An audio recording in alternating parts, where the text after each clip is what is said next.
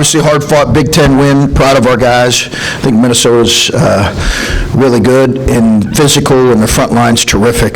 We knew Garcia and Payne were a challenge, and they've got good shooting. So they're a good team. Ben puts them in great spots. So I think it's a good win for our guys. Yeah, good win for our guys. Good way to start 1-0. Survived their run here a little bit. Proud of our guys for making plays. We obviously got to do some things better. Got to finish the half better, and got to do some things in the second half better. Ben immediately talked about your start to the game and how he said you guys punched him in the mouth first, and then you had several plays late, like you said, kind of survived the run that they had. Yeah. What did you get from your guys in the moments at the beginning and the end where you took the lead and then you held on to the lead?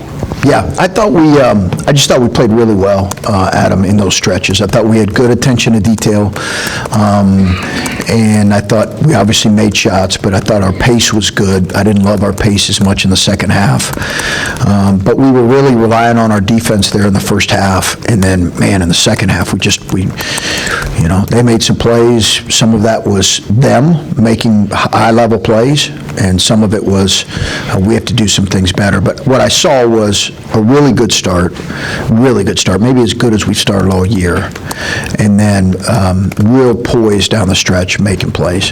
What was the challenge trying to contain Dawson as he started getting going in the second half? Well, I think the challenge was they had shooting on the floor for that stretch, large parts of that stretch, and there's a couple different ways you can do it. You can certainly trap from the low side, you can trap big to big, you can dig hard, you can dig off non-shooters, you can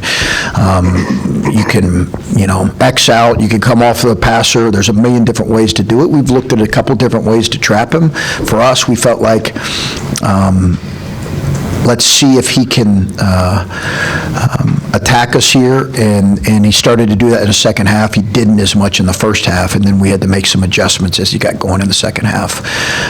But Payne's a really good low-post player, too. His motor and his physicality's good. But I think Garcia's, obviously he's a five-star recruit from, I remember maybe 5 years ago. So he's an older kid who's played a lot of college basketball. And his versatility inside, out. He didn't shoot it well from 3 to 9. I think he was 0 of 3, but he was 34% last year and over 80 attempts. So he's capable. And we saw that when we played him here last year. You referenced those final 2 minutes of the first half. What changed for your team there that they just kind of... I got to look at it. Yeah. It might have been the lineup that I had in. I was trying to get Bruce to the bench to halftime just with one foul. I probably should have put him in there because we had a little bit of inexperience in some other spots. That's probably on me. And then I thought we missed a good drive and finish. Devin had a really good drive. We just missed it, and that ended up being a 4-point play because they scored at the other end.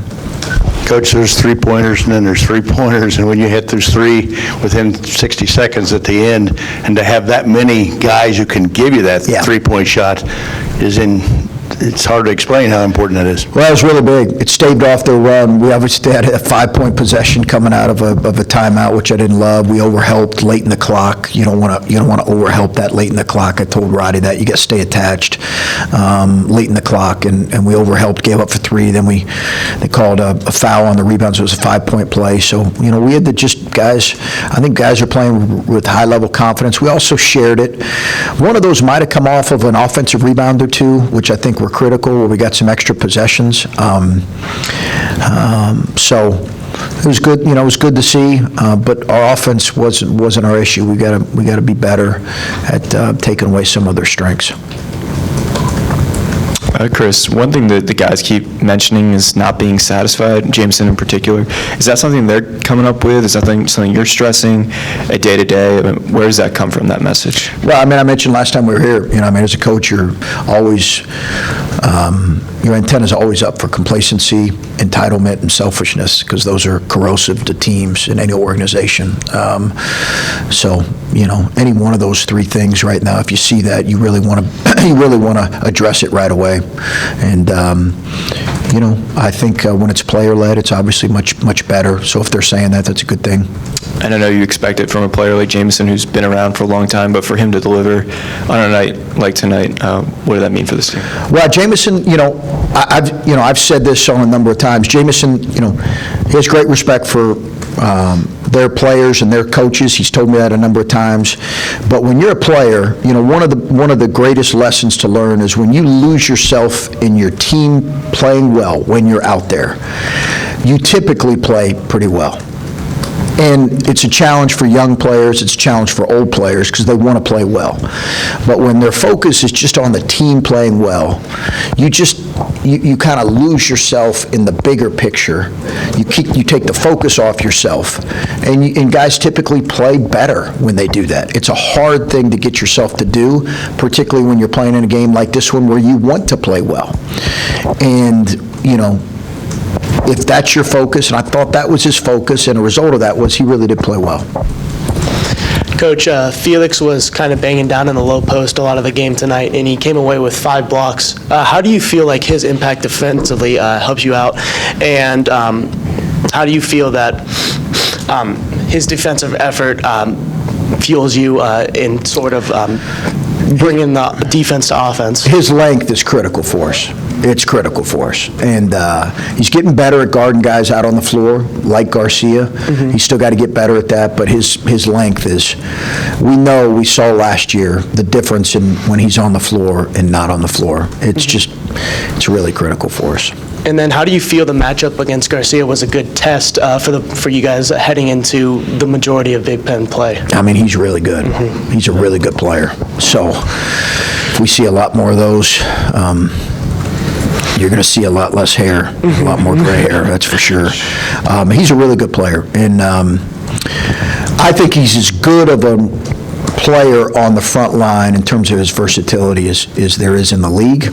But there's obviously going to be other really good players. But we got to get better at that for sure. We need to get better at guarding a guy like that. It seems like tonight, your guys are in a place where either Bruce, Roddy, or Jameson can drop 20 points on a given night. I guess, do you see those 3 as the 3, go-to scorers moving forward? And what confidence does it give you to know, you have 3 guys that can put up a big performance at a given time? Yeah, I mean, I think that'll get defined as the year goes on and solidified. But I think Zedd on a night can get double figures. I thought Scotty gave us great minutes tonight. Great minutes, made shots and played his role at a good level. But yeah, I think those guys, their versatility, I think Dale can get us double figures on a given night, but yeah, that'll get defined. I'm not here saying, hey, it's definitely going to be those 3 guys every night, but obviously Bruce and Roddy, to your point, and Jameson, all 3 of those guys have early in the season kind of proven that they're pretty consistent in that. I know you don't want to have those lulls, but is there a part of you as a coach who's kind of glad that your team had to battle back in the second half and show that poise just for a young team, just as a kind of a teaching point to... There's part of a coach that's glad now. Yeah, sure. I was not glad in the moment.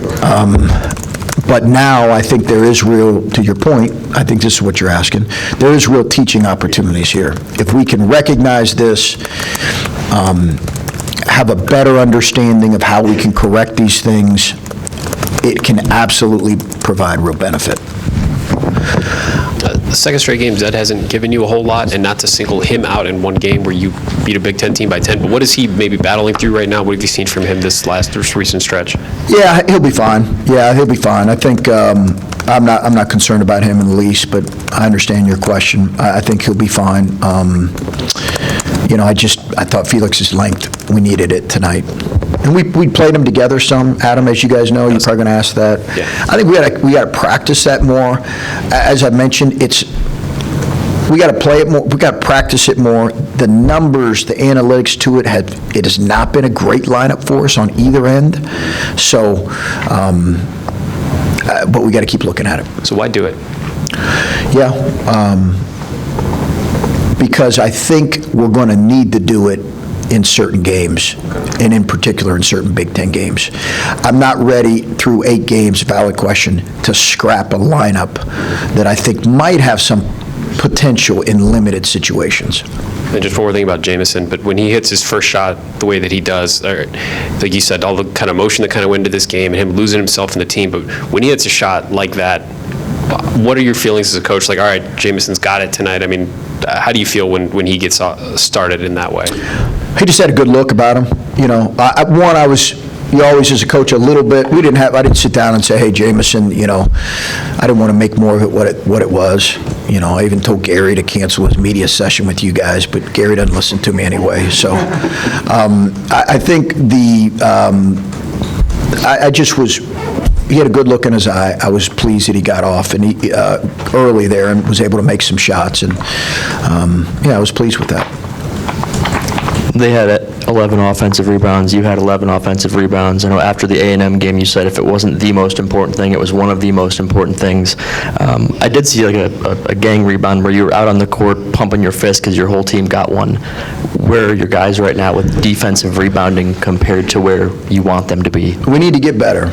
It's interesting, through both, they were number one in offensive rebounding efficiency, or offensive rebounding percentage in the league. I think they were getting about 44% back. We were second through, you're playing different competition, right? So they're a better offensive rebounding team than they've been in the previous years. They go, and they've got good length. So we knew that was going to be a focus, but we definitely have to get better. Any other ones? Okay, all right, thanks, guys. Great jacket. Yeah.